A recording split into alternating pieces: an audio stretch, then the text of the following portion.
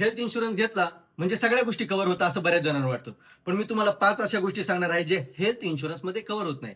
पहिले आहे investigation and evolution purpose. जर तुम्ही काही टेस्ट किंवा डायग्नोसिससाठी हॉस्पिटलायझेशन केलं तर हे हेल्थ इन्शुरन्समध्ये कव्हर होत नाही. दुसरं आहे डेंटल ट्रीटमेंट. जर तुम्ही cleaning, cavity filling, root canal केलं तर हे हेल्थ इन्शुरन्समध्ये कव्हर होत नाही. पण ॲक्सिडेंटमुळे जर काही डेंटल इंजुरी झाली तर ती हेल्थ इन्शुरन्समध्ये कव्हर होते. तिसरं आहे कॉस्मेटिक प्रोसिजर. जर अपीअरन्स सुधारण्यासाठी तुम्ही काही कॉस्मेटिक प्रोसिजर केली, प्लास्टिक सर्जरी केली, तर हे हेल्थ इन्शुरन्समध्ये कव्हर होत नाही. चौथं आहे सेल्फ हार्म. म्हणजे ड्रग्ज, अल्कोहोल किंवा सेल्फ हार्म केला किंवा इंटेन्शनल हार्म केला, तर हे हेल्थ इन्शुरन्समध्ये कव्हर होत नाही. पाचवं आहे रेस्ट आणि रिहॅबिलिटेशन.